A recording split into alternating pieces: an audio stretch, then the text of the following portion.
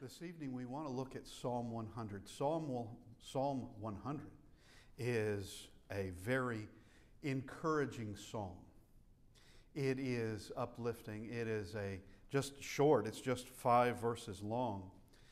But like we can see in the Bible doesn't have to say, we don't have to have too many words, but there can be a lot found in it. In Psalm 100 is one of these encouraging psalms. Now, there are certain psalms that are more like prayers or pleas from the psalmist, of the psalmist going through a very difficult time.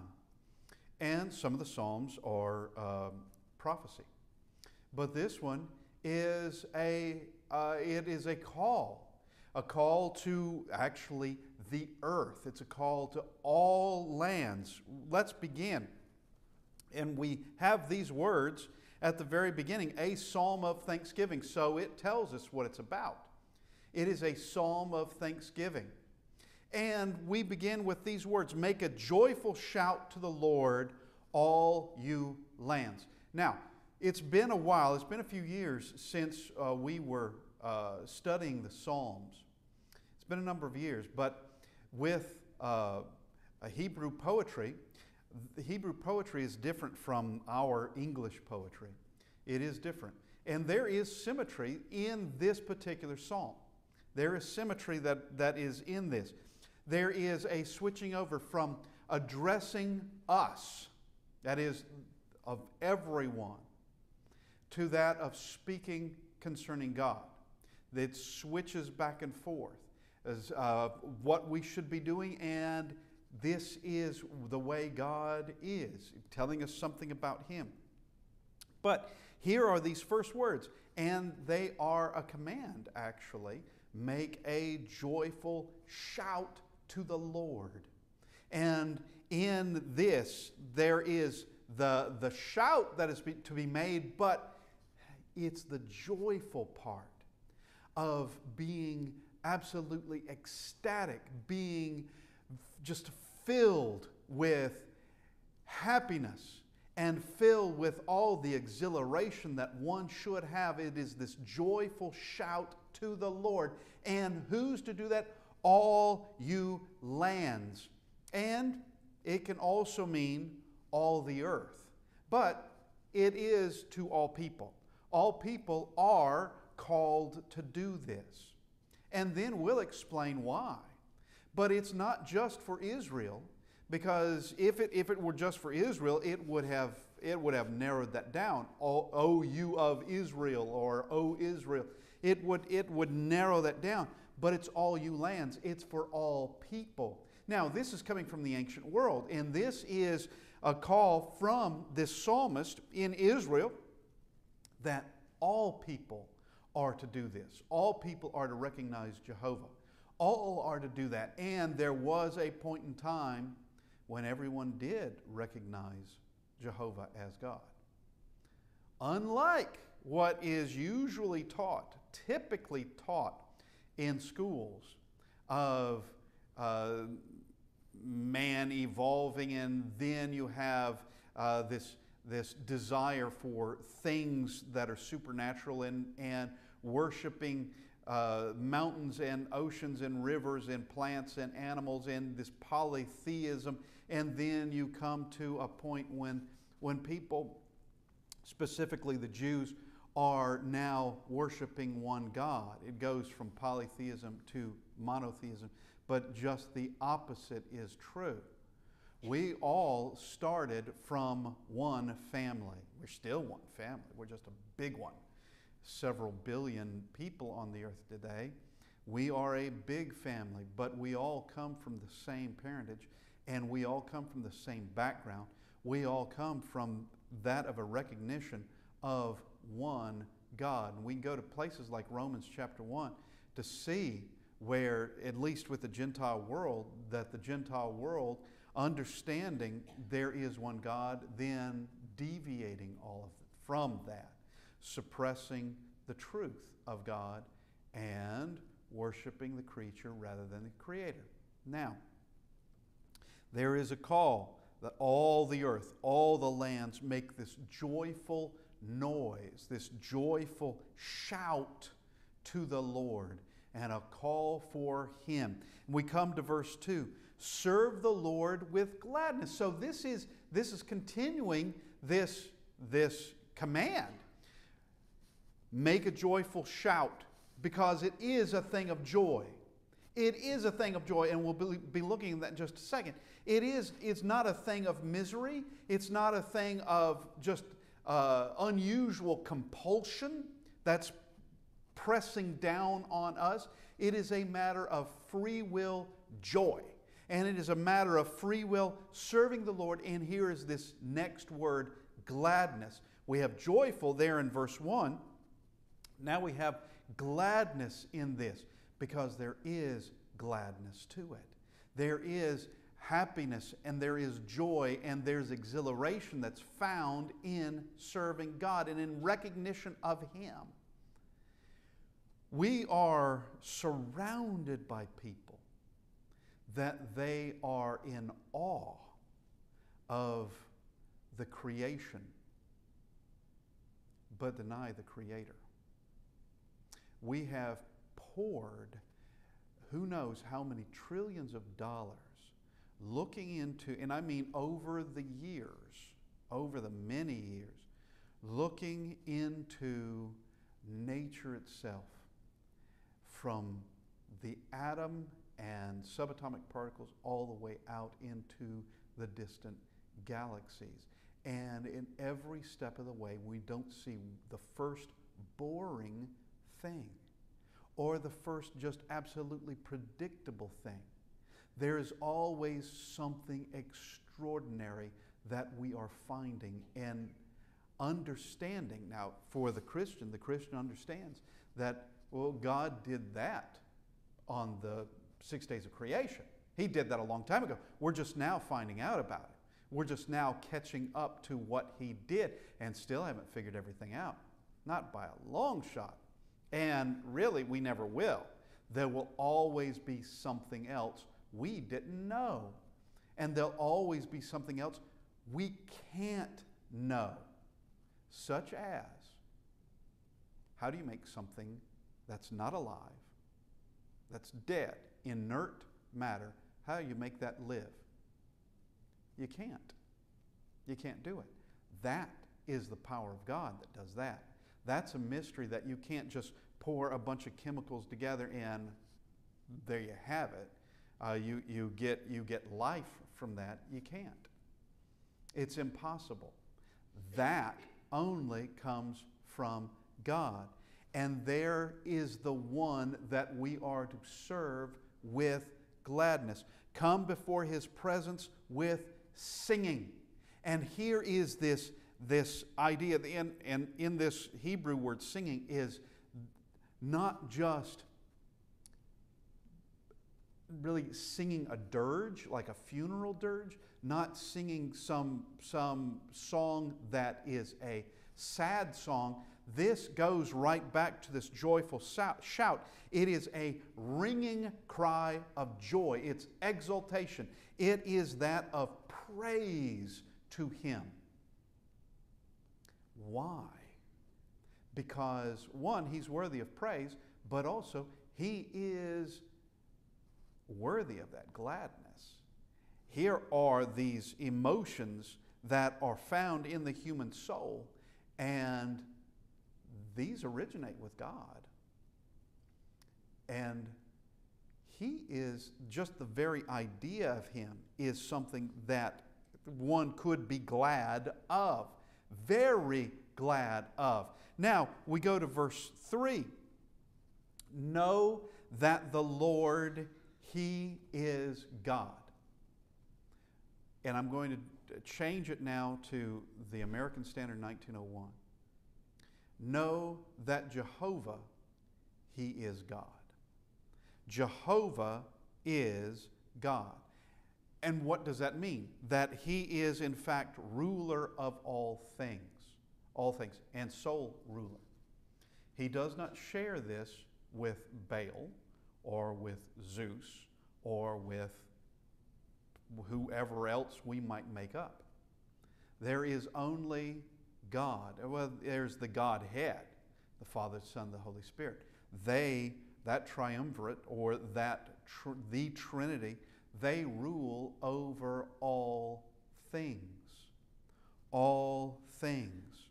And know that Jehovah is God. Know that He is the one.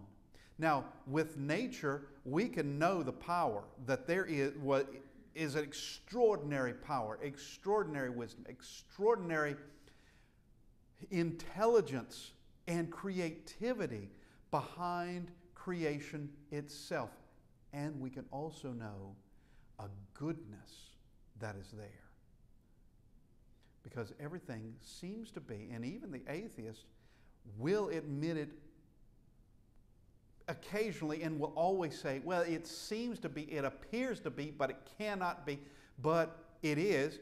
This world and this creation is centered around us. It's centered around us.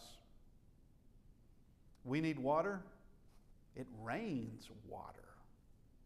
We have streams and we have lakes. We have all of this. We need food. Well, there's food everywhere. Food grows out of the ground. Food, it just coming here were different sources of food. And we only have to travel a couple of miles. Food is found everywhere on this earth. It can be had. Even those living in the Kalahari Desert, even those living in some of the worst environments, and I mean driest or coldest, how are they living in those places? Because food can be found. Food is found in there. And whether that happens to be in the Arctic tundra or whether it happens to be in deserts, that God has supplied food for us. Such things are there. And God, Jehovah, rules over all things. He rules everything. He set everything into motion, and by His word, everything is held together. Everything continues. Now that's profound. And that is something that we're going to come to in verse 5, but that is profound concerning His words. When He can speak something into existence and keep it there. Keep it in existence as long as He wants it there. If He wants it to be eternal, it's eternal. If He wants it to be just temporary, then that's precisely what it is. It's temporary. With this material realm that we live in, yeah, for us it's lasted a long time. Because for us, 100 years is I don't know that too many of us will ever personally see on this earth 100 years. We might, that'd be kind of nice. But the likelihood is we won't. And for us, 100 years is a long time. But this earth and all of the galaxies, they are only here for a short period of time. They are not made to be eternal. And then they are brought to their conclusion. They come to an end. God holds it together. He created it, He holds it together, and He will destroy it. He'll be the one to do it. Everything that He spoke into existence, He can just easily speak out of existence and destroy it however He likes. Now, continuing in verse 3, knowing that Jehovah, knowing that the Lord, He is God, it is He who made us and not we ourselves. Now, this is going to come in to, it is He who made us. I'm going to the next line. We are His people. It's He who made us. We are His. Now, let's just think about for a second. If you made something, is it not yours? You made it. If you made something for a specific purpose and it does that purpose exactly the way you wanted it to, you've made something and it's working, it's doing precisely what you wanted, is it yours? Yes. Did you make it for a specific purpose? Yes. Do you expect it to continue in that purpose? Yes. What if that object which you made happened to have a free will and just decided it didn't want to do that anymore? Well, that's the way we are. And I'm talking about people. We're made for a specific purpose. He made us. We are His people. And the psalmist is addressing all the lands, all the earth. He's already started off with that. Make a joyful shout to the Lord, all you lands, all the earth. God didn't just make the Jewish nation. He made Adam and Eve. And with Adam and Eve came everybody. And then you have the flood with Noah and his wife is everybody that we have today. Everyone that we have today goes right back to Noah, and we all share the same genealogy from Noah going all the way back to Adam. Now, if you could possibly, which you can't, but if you could possibly trace your genealogy back to Shem, Ham, or Japheth, well, they come from Noah, and then you'd have everything going back to Adam. You can't do that.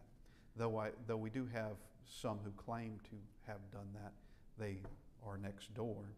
I have come across some folks that said they could trace their genealogy back to Adam. I didn't test them on it. I just know, okay, that's fine. Did I tell you that I can levitate? Both are impossible. You can't do it. All right? But coming back to this, it is He who made us.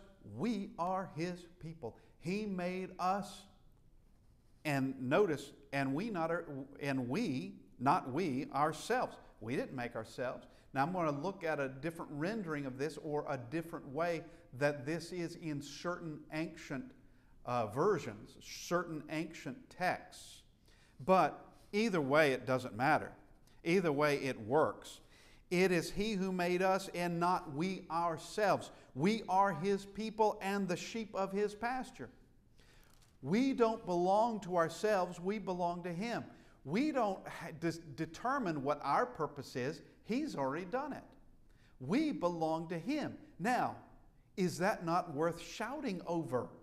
Is that not worthy of praise to Him? Is that not worth singing in His presence? Yes, it is. Because He is God.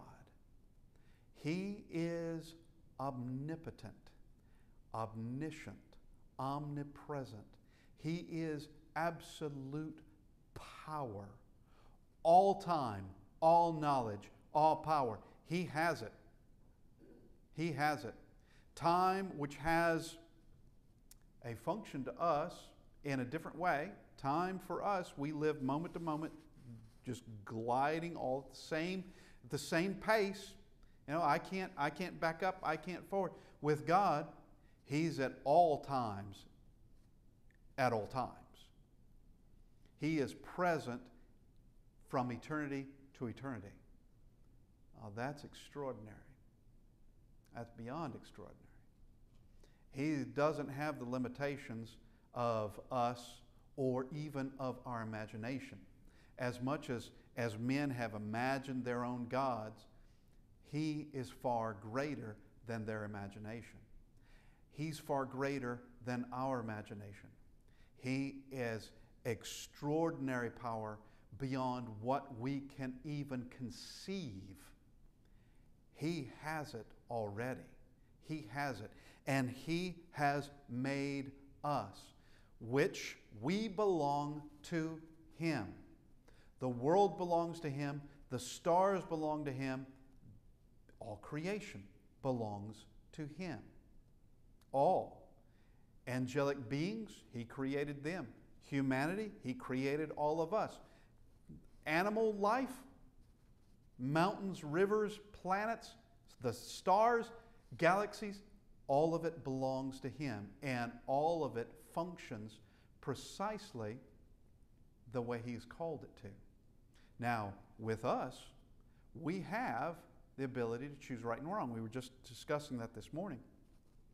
We have that ability, which means that we can disappoint, which means that we can be rebellious. He has made us not as robots, but as free moral agents. He has made us, yes, flesh. There's this biological side to us, but there's also the spiritual side, a soul inside every one of us. And we don't behave like the animals. We don't behave like them. It's not just that we're able to think higher and create extraordinary things. It's more than that. Is that we can decide, we can choose, we can recognize right and wrong. We can see that something is wrong and we don't like it, and recognize that was bad behavior. That was a bad decision. We have that capability because we're made in the image of God. We are His people. Now, I want us to look at this second line, verse 3, the second line. It is He who made us and not we ourselves. Yeah, we didn't self-exist. We have a cause, and He is the cause. But now I want to look at the other renderings of this from other old texts. One is the Septuagint, but it's not the only one that renders it this way. It goes like this. It is He who made us, and we are His. Now, there's nothing wrong with saying we are His, and it's nothing wrong with saying, and not we ourselves. That is, we didn't create ourselves. But, and we are His does go into we are His people. But so does the other, and not we ourselves. We are His people, and the sheep of His pasture. We belong to Him. Now, and the sheep of His pasture, that's a poetic way of saying, giving the relationship between us and God. Psalm 23 describes that a whole lot more. And that's not a bad relationship at all. What would be a bad relationship, would it be a catastrophic relationship, is that of God creating us and then walking away and just letting us handle things. Well, we can't handle things. This world needs God. Our existence, we need Him. Domesticated sheep, how long do you think they live without a shepherd, without someone taking care of them? Not that long. I mean, yeah, a few years, but really not that long. There are numerous things that can happen to sheep. I remember being in a specific country where it was an island and there were no predators of sheep there. There were no wolves. There wasn't anything. There wasn't any wildcats. There was nothing that would go into a field looking for sheep and start killing sheep. There was nothing there. And yet, you could drive and see the remains of a dead sheep. And you'd wonder, well, what happened there? Is neglect. That's the only thing it could be said, is just neglect.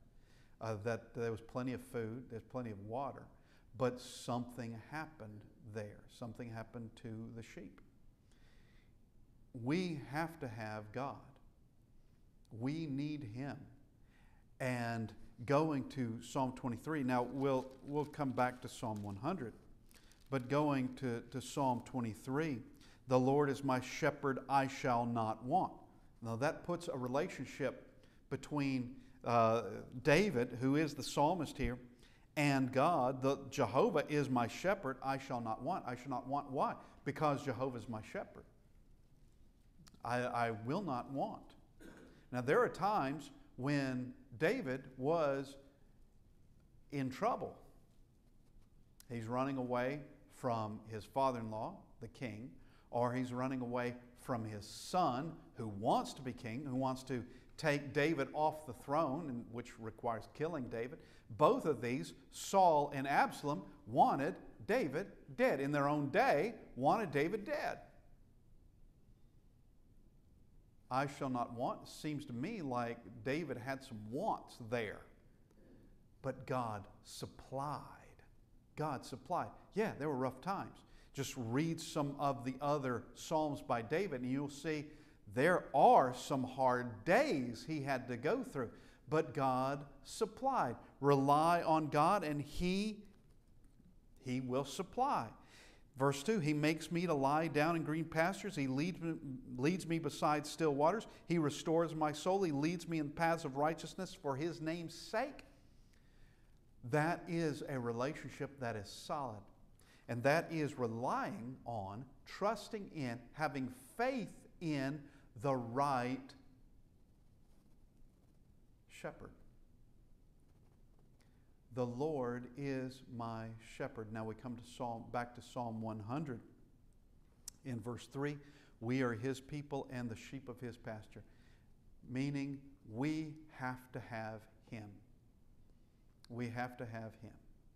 And we have a loving shepherd. We have the good shepherd in Christ. The shepherd described there in Luke chapter 15 of a shepherd that has 100 sheep. One of them goes astray. Now He secures the 99. He doesn't just leave them on their own. He's going to secure them. That would be a common thing. And He goes and He searches for the one sheep to bring that one sheep back. The sheep is found. He brings the sheep back and He rejoices over that.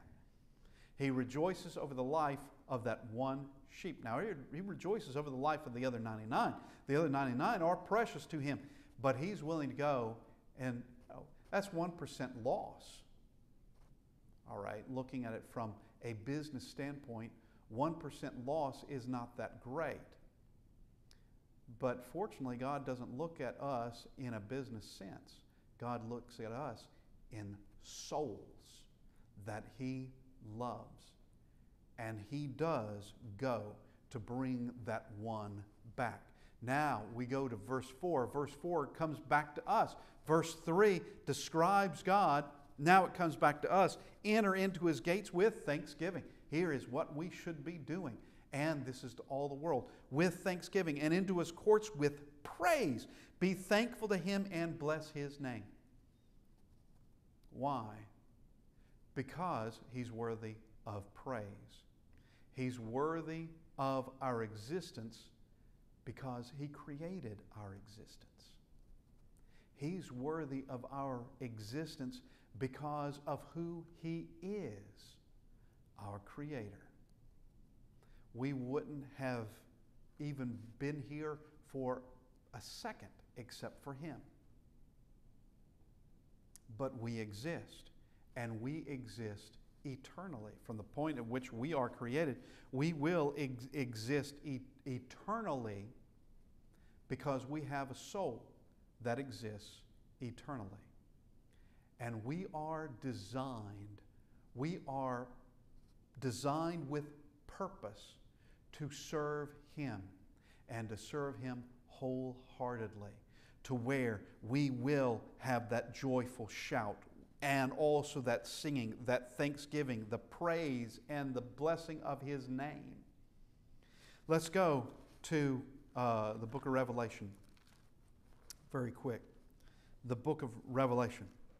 We go to chapter 4 and we see all these things. Chapter 4 in verse 8. We're not going to read the whole of verse 8, but we're just going to see what these four living creatures say. Holy, holy, holy Lord God Almighty, who was and is to come.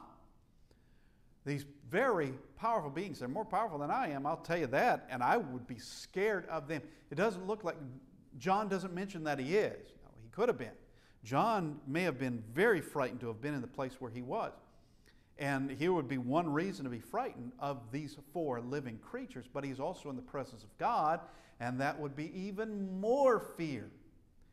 But here are these four living creatures. What are they saying? They recognize, truly, they are shouting. Here's this joyful shout to the Lord. Holy, holy, holy, Lord God Almighty, who was and is to come. Always existing. Now, what they're saying, these four living creatures, is they're not like God. These four living creatures that are around the throne of God, they're not like Him, because they're having to use words like who was, is, and is to come. Because they have seen Him in the past, they see Him in the however far back they were created, I have no idea. They've seen Him in the past, they see Him in the present, and they know they will see Him in the future. But God is present in all of those places at once, past, present, and future, eternity to eternity. They cannot see Him in such an omnipresent way. For themselves, they're not omnipresent. They are like us. They are saying things the same way we would say it. He has been in the past, He's here in the present, and He will continue to be for eternity in the future. Now, verse 11, you are worthy, O Lord, to receive glory and honor and power, for you created all things, and by your will they exist and were created. Once again, here, this is not just the four living creatures, but the 24 elders that are before or around the throne. They are saying this together. They are singing this or shouting this, if you will, together. These words, this is, once again, this joyful shout to the Lord. They are doing this because of who He is. So we come back to Psalm 100, and we'll read verse 4 again. Enter into His gates with thanksgiving, and into His courts with praise. Being thankful. You know, when we have God who is all-powerful, what can man do to me? Nothing. When we have a God that is all-powerful, what can Satan do to me? Absolutely. I said, let's go back to Psalm 100, but now I want us to go to the book of Ephesians. Ephesians chapter 6 and verse 12. Ephesians 6, verse 12. For we do not wrestle against flesh and blood, but against principalities, against powers, against the rulers of the darkness of this age, against the spiritual host of wickedness in heavenly places. That sounds ominous. That sounds like we're doomed. We have this kind of power against us. This rulers of darkness, of the darkness of this age, spiritual hosts of wickedness in heavenly places. How do we combat that? Because I don't know what I can do against that. But God is showing me what I can do by the words that Paul is writing in this. Verse 11, put on the whole armor of God that you may be able to stand against the wiles of the devil, against the schemes of the devil, against the wicked plans of the devil. Because he does have wicked plans, and he's included you in it. He's included me in it. We're not separate from his influence. We're not separated from him, any of that. And this sounds horrid. This also sounds hopeless. But when we have a God who is good and righteous and all-powerful and loves us, what can these spiritual hosts of wickedness in heavenly places do to me? Realistically, nothing. Nothing. I can look through the gloom, this potentially, look through the gloom, look through the difficulties, look through the oppression, look through the persecution, and see God at the other side. That He's going to bring me through to the other side. He can do it, and He's assured me He will do it. He can do it for everyone, for you, for me, and He's assured it for everyone. What can anyone do to us? knock us around a bit, insult us, humiliate us, kill us, but that's nothing. That's nothing. That's like just some playground bully. And then you go home. And then you go home. That's nothing. Now we come back to Psalm 100, and we'll finish it in verse 5. This talks about God again. We have these 3 verses concerning us. This is what we should be doing. That's verses 1, 2, and 4. Now 3 and 5 speak of God, and here we are at verse 5. For the Lord is good. His mercy is everlasting, and His truth endures to all generations. His truth endures to all generations. We've spoken about this before. We'll speak about it again. When something is perfect, doesn't matter if it's new or ancient. It doesn't matter. If it's perfect, it's perfect.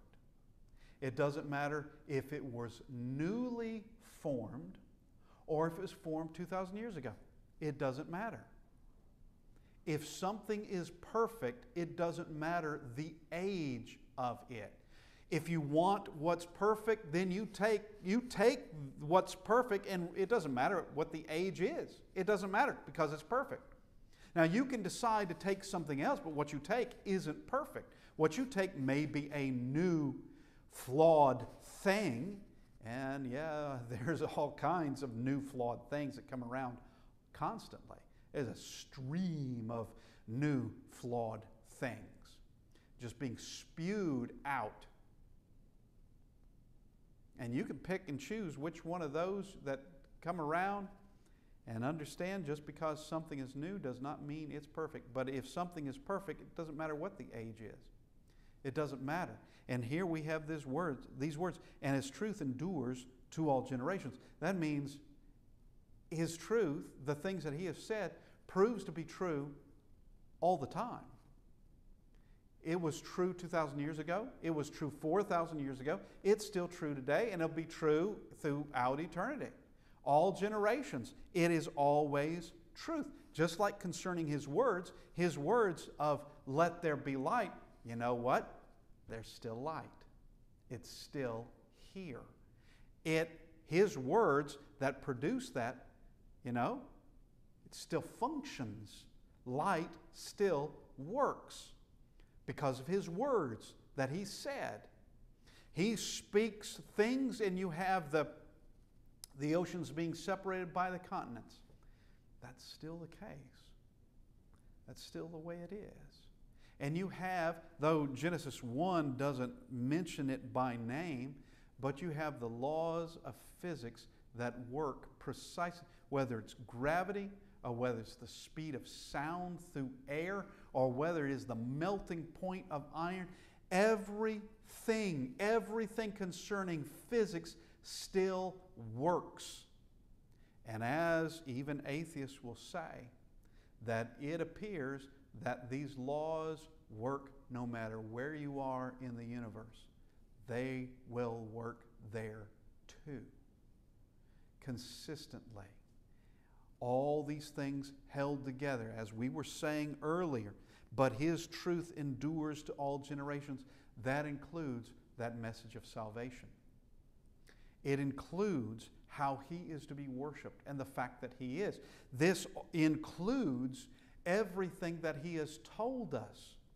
And the Bible is the absolute foundation for our education. If it's not, we have tossed something extremely valuable away.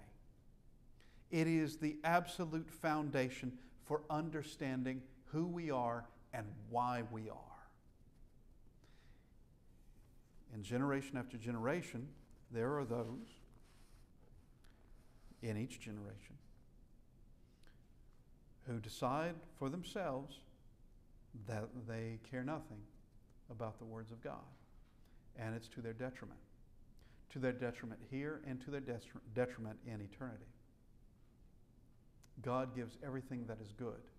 and He is worthy of our praise, and also is just His very existence makes everything much better. That is, the knowledge of existence, of His existence, makes everything better. And the fact that He loves us. All of this given to us so that we can look through the gloom and the dust that Satan would kick into the air. We can look through all of that and we can see God on the other side. We can see a reason for hope. We can see a reason to shout with joy. We can see a reason for there to be gladness and there to be thanksgiving. We can see all of that and know that God loves us, has created us, and wants to bring us home. When all of this is done, He wants to bring us home. This evening, we need to look at our own lives. Christ will judge, and He'll judge all of mankind. Not a single person will be missing from that judgment. Not a single soul will be missing. Everyone will be there. Even those who pierced Him would be there. They'll be there. We will be there. And John sees that. He sees that as one of his visions. He sees that final judgment. And all of us are there.